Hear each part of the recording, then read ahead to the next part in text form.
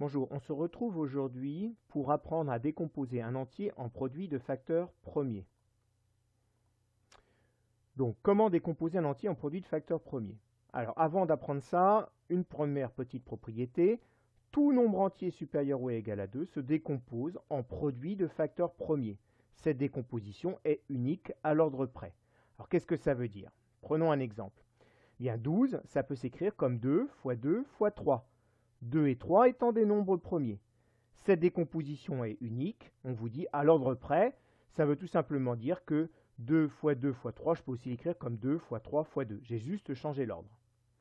Prenons un autre exemple, 45, c'est égal à 3 fois 3 fois 5. Là encore, 3 et 5 sont bien des nombres premiers. Prenons encore un autre exemple, 150, c'est 2 fois 3 fois 5 fois 5. Là encore, on a écrit 150 comme le produit de nombres premiers.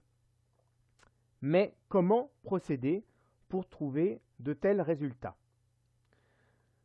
Alors, tout d'abord, il faut connaître la série des nombres premiers jusqu'à 50. Donc ici, elle est écrite, 2, 3, 5, 7.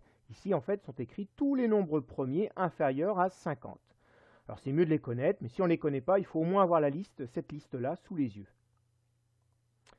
Cherchons la décomposition de 140. Alors, moi, je vous conseille de procéder avec un tableau. On vient inscrire dans la première colonne le 140. Et on se pose la question, 140 est-il divisible par le plus petit des nombres premiers, c'est-à-dire par 2? Eh bien la réponse est oui. Je viens donc écrire le 2 dans la deuxième colonne, et 140 divisé par 2, ça fait 70. Je récupère le 70 pour venir le remettre dans la première colonne, et je recommence le processus. Je continue à nouveau avec 2. Est-ce que 70 est dans la table de 2? La réponse est oui. Donc je viens écrire le 2 dans ma deuxième colonne, et 70 divisé par 2, ça fait 35. Je récupère le 35 pour venir le mettre dans ma première colonne, et je me pose la question à nouveau, 35 est-il dans la table de 2? Ben non. Donc je passe au nombre premier suivant. 35 est-il dans la table de 3? Ben non. Je continue donc avec le nombre suivant. 35 est-il dans la table de 5? Oui. Donc je viens inscrire le 5 dans la deuxième colonne, et 35 divisé par 5, ça fait 7. Je récupère le 7 pour venir le mettre dans ma première colonne, et je me pose à nouveau la question, 7 est-il dans la table de 5? Non. Donc je passe au nombre premier suivant. 7 est-il dans la table de 7? Mais la réponse est oui. Donc je viens écrire 7 dans la deuxième colonne, et 7 divisé par 7, ça fait 1.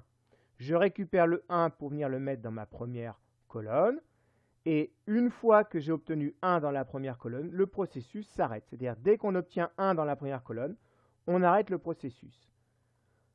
En fait, la décomposition, maintenant, est donc obtenue en multipliant les nombres de la deuxième colonne. C'est-à-dire qu'ici, 140, c'est 2 fois 2 fois 5 fois 7. Voilà, je vous remercie. C'était une réalisation vidéo de Proftex.